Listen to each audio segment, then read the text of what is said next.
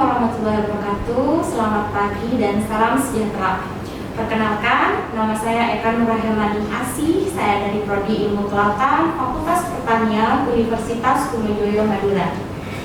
Pada hari ini, izinkan saya memaparkan terkait dengan mata kuliah yang saya ampuh selama saya menjadi dosen di Prodi Ilmu Kelautan, yaitu mata kuliah Mikrobiologi Kelautan. Video ini disusun untuk memenuhi salah satu syarat pengajuan sertifikasi dosen tahun 2025.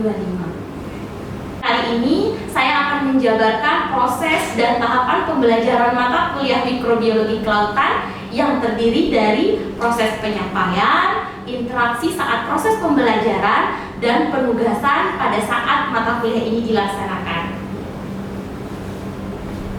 Mata kuliah Mikrobiologi Kelautan adalah mata kuliah wajib yang ada di program studi Ilmu Kelautan Fakultas Pertanian Universitas Trunojoyo Madura dengan kode mata kuliah KIU 4306. Mata kuliah ini diperuntukkan bagi mahasiswa semester 5 dengan bobot SKS yaitu 3 SKS dengan rincian 2 SKS untuk teori dan 1 SKS untuk praktikum.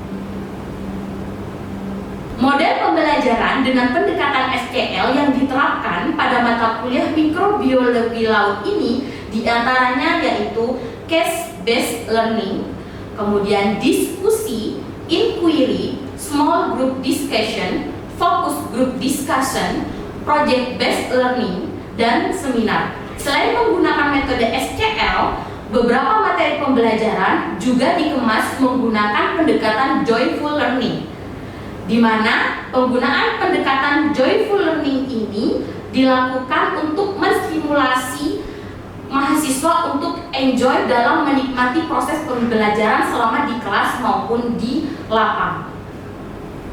Penggunaan pendekatan joyful learning ini tetap memperhatikan aspek kehati-hatian dan menunjukkan nilai kesopanan. Metode project-based learning merupakan salah satu model pembelajaran menggunakan proyek atau kegiatan sebagai sarana pembelajaran untuk mencapai kompetensi sikap, pengetahuan, keterampilan yang akan dicapai oleh mahasiswa Prodi Ilmu Kelautan. Metode project-based learning atau berikutnya saya akan menyebut PJBL pada mata kuliah Mikrobiologi Kelautan dituangkan dalam modul PJBL Mikrobiologi Kelautan yang dilengkapi dengan instrumen kurikulum berupa RPS, modul praktikum, dan rubrik penilaian penugasan. Interaksi antara mahasiswa dan dosen tidak terbatas pada interaksi di dalam kelas saja melalui tatap muka saat proses pembelajaran mengajar, melainkan juga bisa dilakukan dengan cara diskusi secara online dengan model komunikasi seperti grup WhatsApp, kemudian email, dan Google Classroom. Sistem penilaian pada mata kuliah mikrobiologi terdiri dari 3 jenis, yaitu proyek sebesar 60%, kemudian tes 20%, dan penugasan 20%. Persentase penilaian proyek mendominasi dalam kegiatan tahap penilaian karena menggunakan metode PJBL. Metode PJBL ini terdiri dari beberapa rangkaian sehingga persentase 60% dirasa sangat realistis untuk bisa menilai kompetensi mahasiswa. Presentase tes dan penugasan digunakan untuk mengetahui aspek kognitif mahasiswa dalam memahami materi dan mata kuliah mikrobiologi laut. Proses penilaian ini juga dilengkapi dengan self-assessment yang juga digunakan sebagai bahan rujukan untuk proses evaluasi kegiatan pembelajaran saat ujian akhir semester dilaksanakan. Akumulasi nilai dituangkan dalam bentuk huruf yang telah diresmikan oleh Pedoman Aturan Pembelajaran di Universitas Trunojoyo Madura. Kemudian diupload dalam LMS Universitas Trunojoyo Madura. Proses transparansi juga dilakukan dengan cara proses sanggah nilai mata kuliah lalu yang dilakukan 1 minggu pasca nilai akhir telah diupload oleh tim teaching di akun LMS yang telah kami buat. Berikut cuplikan video salah satu pertemuan yang dapat dijadikan sebagai contoh pelaksanaan pembelajaran mata kuliah mikrobiologi laut. Assalamualaikum warahmatullahi wabarakatuh. Waalaikumsalam warahmatullahi wabarakatuh. Terima kasih teman-teman, hari ini masuk ke pertemuan kedua ya, mata kuliah mikrobiologi laut. Oke, sebelum kita mulai perkuliahan pada hari ini, seperti biasa, silakan kita awali dengan berdoa terlebih dahulu. Berdoa dimulai.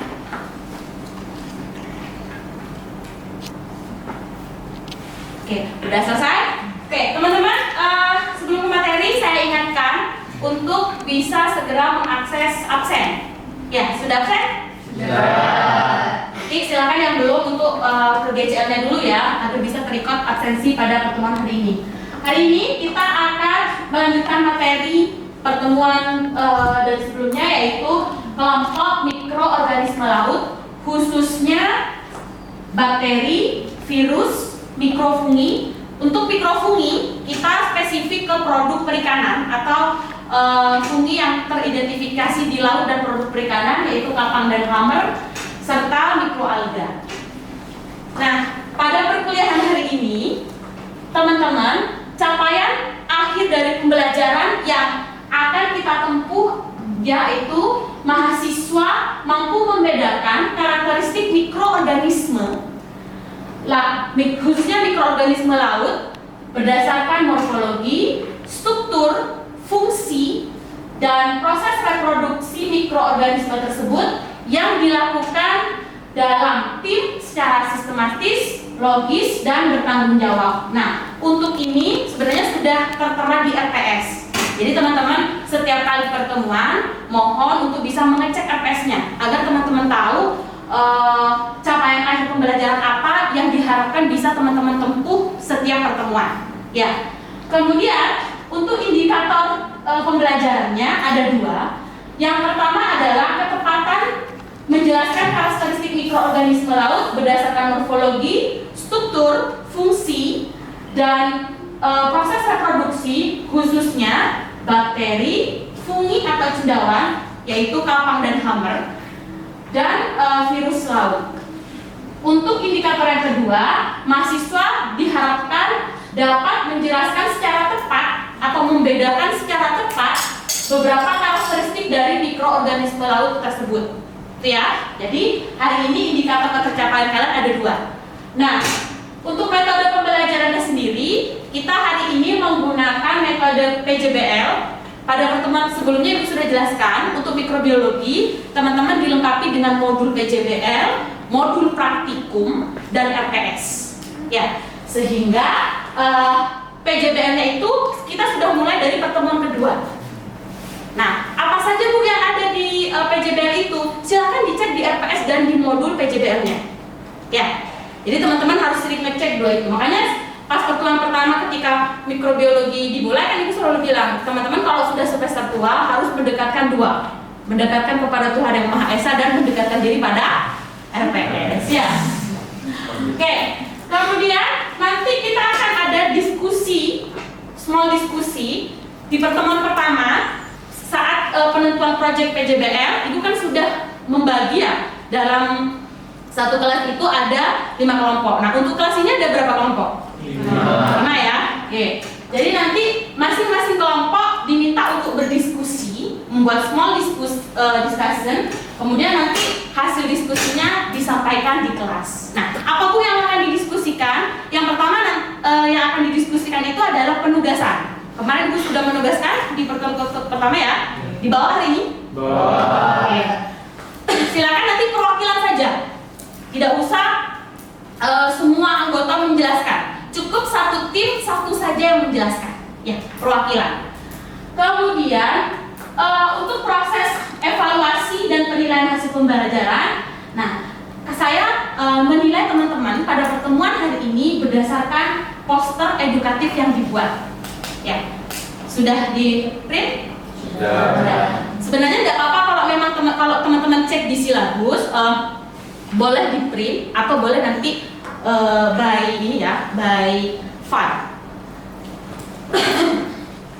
Nah, untuk evaluasi nanti kita akan ada proses diskusi. Jadi ketika teman-teman mempresentasikan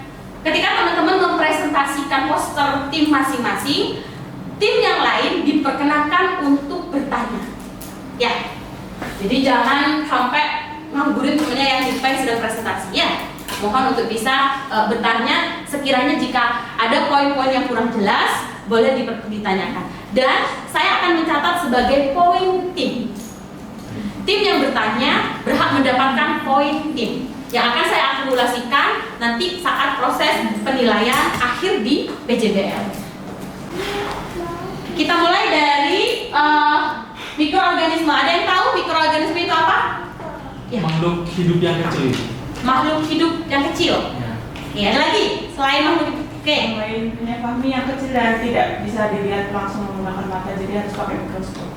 Oke, benar. Jadi dari dua penjelasan teman-teman benar bahwa mikroorganisme itu adalah organisme yang berukuran kecil dan jika kita ingin mengetahuinya harus diamati di bawah mikroskop. Artinya biota ini atau organisme ini tidak bisa dilihat secara langsung atau dia bersifat kasat mata. Nah, mikroorganisme ini pada dasarnya ditemukan saat pertama kali ditemukannya mikroskop di dunia. Nah, ini adalah tabel dari penentuan kingdom yang ada di dunia. Dimulai dari Linnaeus tahun 1735 yang membagi organisme atau makhluk hidup menjadi dua kingdom, yaitu kingdom Plantae dan kingdom Animalia. Nah, hanya saja si Linnaeus ini masih menyisakan satu. Jadi dari hasil pengamatan Linnaeus karena waktu itu tidak menggunakan mikroskop, didapatkanlah bahwa makhluk hidup itu ternyata dibagi menjadi dua. Makhluk hidup yang bergerak dan tidak mampu menghasilkan makanannya sendiri, dan yang satunya adalah makhluk hidup yang dia tidak bergerak tapi mampu menghasilkan makanan sendiri. Apa itu? Kalau dia tidak bergerak tapi mampu menghasilkan makanan sendiri, berarti dia masuk kategori Plantae atau tumbuhan. Kalau yang mampu menghasilkan makanannya sendiri, dia adalah Animalia atau hewan.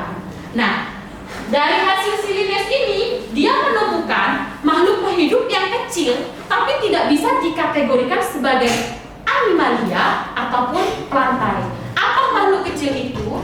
Makhluk kecil itu baru bisa teridentifikasi ketika Haeckel pada tahun 1866 mulai membagi bahwa yang menjadi misteri si Linnaeus ini adalah kingdomnya Protista. Seiring dengan perkembangan zaman, ilmuwan berikutnya yaitu Copeland pada tahun 1938 mulai membagi kingdom itu menjadi 4. Apa yang direvisi oleh si Copeland? Copeland mulai merevisi Protista, kingdom Protista. Kenapa Protista direvisi? Karena ternyata Protista itu masih ada beberapa golongan yang secara ciri fisik dan morfologi serta kebiasaannya si hewan itu tidak masuk dalam kingdom Protista. Apa itu? Penemuan Monera atau pembagian Monera dengan Protista ini disebabkan karena mulai ditemukannya mikroskop sederhana. Berarti bakteri sudah mulai masuk ke kingdomnya Paham ya sampai sini? Dari hasil penelitian atau pengklasifikasian si Copen pada tahun 1938 inilah menjadi cikal bakal penemuan dari jenis-jenis mikroorganisme. Mikroorganisme ini biasanya ada di beberapa elemen bumi. Ada yang di darat, ada yang di laut, ada juga yang di udara. Tapi paling banyak ditemukan adalah di lokasi-lokasi yang mengandung air, termasuk air laut. Karena mikroorganisme itu membutuhkan air untuk bisa hidup sama dengan manusia. Siap. Oke. Berdasarkan sifat tropiknya, mikroorganisme khususnya di perairan itu dibagi menjadi dua. Apa saja? Mikroba autotrof dan heterotrof. Apa itu autotrof? Kalau dari bahasanya auto berarti benar banget. Mikroorganisme yang mampu membuat makanannya sendiri. Kalau yang heterotrof kebalikannya, berarti mikroorganisme yang tidak mampu menghasilkan makanannya sendiri. Nah, mikroba jika dibagi dalam beberapa kelompok ada apa saja yang teman-teman tahu? Oke, kalau ini kan berarti prokaryotik dan eukaryotik itu pembagiannya. Kalau bentuknya, jenisnya, kelompoknya, berarti ada bakteri, kemudian fungi. Fungi berarti di kita itu namanya mikrofungi. Karena fungi dibagi menjadi dua, makrofungi dan mikrofungi. Kalau makrofungi biasanya bisa dikonsumsi. Kalau mikrofungi, khususnya untuk mikrofungi yang ada di laut, biasanya harus diolah terlebih dahulu untuk dijadikan produk turunan. Salah satunya bisa dijadikan sebagai probiotik. Oke, selain itu, selain bakteri dan fungi, virus ada nggak kira-kira di laut? Dan kelompok mikrofungi lainnya yang juga banyak diidentifikasi atau ditemukan di laut adalah kelompok kapang dan hama. Jadi kalau di darat, ada mungkin teman-teman tahu jamur itu apa aja yang ada di darat yang teman-teman tahu? Tiram. Sering makan tiram? Jamur tiram ya. Apalagi selain itu? Berkuping. Jamur kuping. Oke. Jamur kancing. Ada lagi? Yang agak keren sedikit lah ya. Enoki. Jamur enoki. Oke. Kalau mikrofungi khususnya di air asin atau di air laut adalah kapang dan sehingga nanti kalau teman-teman punya kesempatan bisa menjadi analis lab khusus untuk identifikasi mikroba yang ada di komoditas perikanan dan komoditas laut, biasanya khusus untuk identifikasi fungi yang diamati adalah kapang dan itu ada SNI-nya untuk pengujiannya. Oke, next. Sudah ya? Kita lanjut ke presentasi penugasan kemarin ya. Kemarin sudah Ibu bagi menjadi 5 tim. Nah, ada yang mau maju duluan? Tim? Oke, silakan. Tim berapa, Kak? Oke, kelompok 2. Silakan.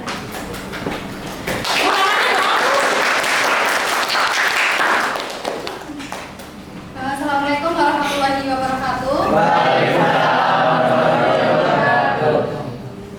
Saya ingin mempresentasikan hasil dari kelompok saya, yaitu Monera. Jadi apa sih itu Monera? Jadi Monera adalah makhluk hidup mikroskopis yang sederhana. Jadi untuk melihat atau mengamati Monera ini harus menggunakan bantuan mikroskop. Lalu Monera ini merupakan organisme yang tidak memiliki membran inti. Lalu untuk nutrisinya sendiri diperoleh secara autotrof atau heterotrof, eksis di berbagai lingkungan ekstrim. Untuk reproduksinya sendiri dengan pembelahan biner, dan untuk adaptasinya tinggi terhadap lingkungan. Lalu untuk morfologi sendiri berbentuk bulat atau papus, contohnya Microscopus luteus. Lalu untuk yang bentuk batang atau basil, contohnya Vibrio fulnificus. Lalu untuk yang bentuk spiral atau Spirilinum, contohnya Spirilinum sp. Dan untuk yang bentuk koma atau Vibrio, contohnya Vibrio chlorerae. Lalu peran dari Monera ini sendiri yang pertama yaitu sebagai dekomposisi bahan organik dan juga daur ulang dari nutrisi. Nah, sekian dari presentasi kelompok saya, kurang lebihnya mohon maaf. Oke, thank you. Oke, silakan di sini ada yang mau bertanya? Saya Bu. Oke. Nah, izin bertanya. Kenalkan nama saya David Ali Imran. Di sini saya akan bertanya terkait pemaparan materi dari Mbak Listi ya, terkait Monera. Mungkin tadi dijelaskan bahwasanya Monera itu mampu hidup di lingkungan yang cukup ekstrim ya tadi ya, cukup. Mungkin apakah mungkin dari Monera ini berbahaya atau toksik bagi tubuh manusia. Mungkin seperti itu. Oke, kira-kira. Jadi tadi ditanya kira-kira dari Indoxymonera ini ada yang bersifat toksik nggak untuk manusia? Tim 3 juga bisa membantu ya. Kak, ini sih harus memberi. Baik, izin jawab ya. Dari adaptasinya kan tinggi terhadap lingkungan, jadi itu bisa bertahan di lingkungan yang ekstrim, baik itu suhu atau salinitas yang tinggi. Lalu untuk bahayanya ke manusia sendiri, contohnya seperti bakteri Vibrio, kan itu biasanya ada di udang, dan itu juga biasanya dikonsumsi oleh manusia dan juga dapat menyebabkan penyakit dan ke manusianya kalau misalnya bakteri Vibrio itu dikonsumsi oleh manusia. Baik, terima kasih atas Oke, tepuk tangan untuk kelompok 3. Thank you ya. Oke, baik, kita mulai masuk ke diskusi. Ada yang mau didiskusikan? Saya buka 1 penanya, 1 sampai 2 penanya. Teman-teman mungkin ada yang ingin bertanya? Oke. Nah ini tadi kan Ibu juga sudah bilang coba cari-cari jurnal juga. Ini saya juga nemu jurnal. Di sini dia tuh menjelaskan ada bakteri yang namanya gram positif sama gram negatif. Nah kira-kira bagaimana sih kita bisa tahu dan membedakan gram positif dan negatif itu? Oke. Gram positif dan gram negatif. Oke. Jadi apa sih Bu perbedaan dari bakteri gram positif dan gram negatif? Nah, untuk membedakan kelompok bakteri gram positif dan negatif itu bisa dilakukan dengan pewarnaan gram. Ya, nanti akan dibahas secara lanjut pertemuan berikutnya. Nah, untuk membedakan dari 2 kelompok bakteri ini bisa dilihat di gambar ini. Nah, jadi kalau bakteri positif biasanya kelompok bakteri yang mampu menyerap warna kristal violet. Ya, nah kristal violet ini akan menampakkan warna ungu. Jadi kalau di kaca preparatnya nanti banyak ditemukan warna kristal violet atau warna ungu, itu berarti kelompok bakteri gram positif. Kalau di preparatnya ketika diamati di bawah mikroskop banyak ditemukan warna merah, berarti dia masuk kelompok bakteri gram negatif. Nah, bagaimana mekanisme pewarnaan dan bagaimana caranya si bakteri menyerap warna nanti kita bahas minggu depan. Oke Bu. Itu aja. Ada lagi? Cukup ya. Baik. Oke, untuk tugas minggu depan silakan teman-teman bisa cek di RPS dan di bagian rubik untuk tugas ya. Nah, Ibu sudah buka. Jadi minggu depan teman-teman silakan untuk bisa membuat karya ilmiah. Nah, karya ilmiah ini kalau dari kesepakatan PJBL kita kemarin, maka teman-teman sudah diperkenankan untuk membuat proposal project based learning. Ya. Jadi untuk membuat ini silakan asesmennya kalian bisa mencocokkan antara RPS dan modul PJBL. Di sini di rubiknya itu sudah ditulis jelas bahwa nanti teman-teman diminta untuk membuat karya ilmiah dalam bentuk proposal. Hanya saja untuk kriteria apa saja yang harus ada di proposal kalian, kemudian bab apa saja, misalnya dari bab 1, bab 2, dan bab 3, mohon untuk dicek di modul PJBL yang sudah Ibu share di GCL masing-masing. Teman-teman harus ingat bahwa untuk penugasan ini dilakukan tim. Jadi proposalnya harus sejumlah tim. Mari kita sudah bagi 6 ya. Nah, jadi nanti ada 6 proposal yang akan kita bahas minggu depan. Nah, selain itu, mohon teman-teman juga mengecek untuk indikator penilaian. Ya, sebenarnya di RPS sudah sangat lengkap sekali. Silakan nanti dicek apa saja sih yang harus teman-teman masukkan di dalam proposal untuk PJBL-nya. Ya, termasuk kriteria-kriteria penilaian yang saya bebankan. Gitu ya. Ada pertanyaan sampai sini? Cukup? Oke. Kalau cukup, kita akhiri perkuliahan pada hari ini. Kurang lebihnya mohon maaf. Wabillahi taufiq wal hidayah. Assalamualaikum warahmatullahi wabarakatuh. Waalaikumsalam warahmatullahi wabarakatuh. Proses penilaian PJBL dilakukan dengan menggunakan diseminasi. yaitu seminar berupa presentasi laporan akhir PJBL pada masing-masing tim atau masing-masing kelompok, dan kemudian akan dilakukan proses diseminasi poster hasil kegiatan PJBL mikrobiologi laut. Kegiatan diseminasi poster dilakukan secara luring dan dihadiri oleh seluruh mahasiswa di Universitas Trunojoyo Madura secara sukarela. Berikut adalah cuplikan kegiatan realisasi diseminasi poster PJBL yang telah kami laksanakan.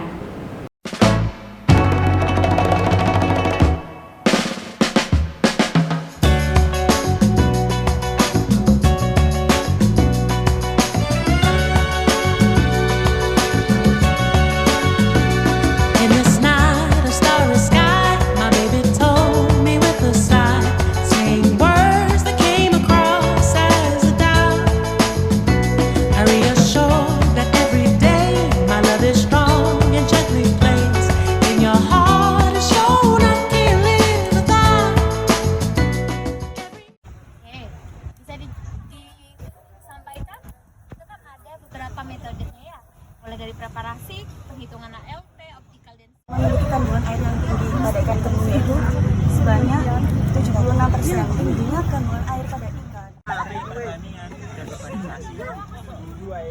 Masuk-masuknya kelas ini mendapat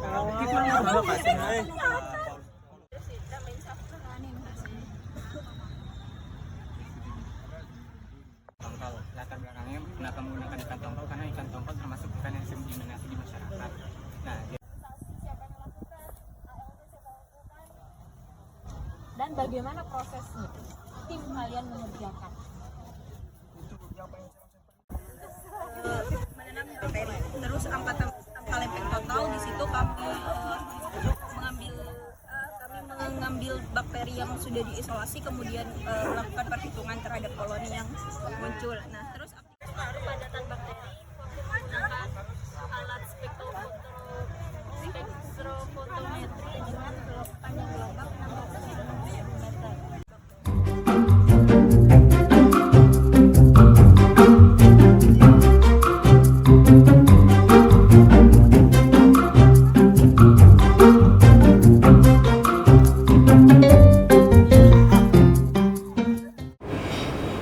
Sebelum saya tutup video ini, saya ingin mengucapkan banyak terima kasih kepada berbagai pihak yang telah membantu saya dan berkontribusi hingga saya sampai pada tahap ini, utamanya kepada para pimpinan Universitas Trunojoyo Madura, kemudian kepada para pimpinan Fakultas Pertanian dan bagian kepegawaian Universitas Trunojoyo Madura yang sudah membantu saya selama ini.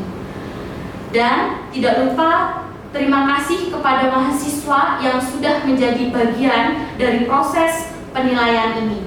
Semoga ini menjadi awal untuk perbaikan dan pengembangan bidang Tridharma Universitas Trunojoyo Madura sebagai alma mater kami tercinta. Sekian dari saya. Wabillahi taufiq wal hidayah. Assalamualaikum warahmatullahi wabarakatuh. Jalan Serva Jaya Mami.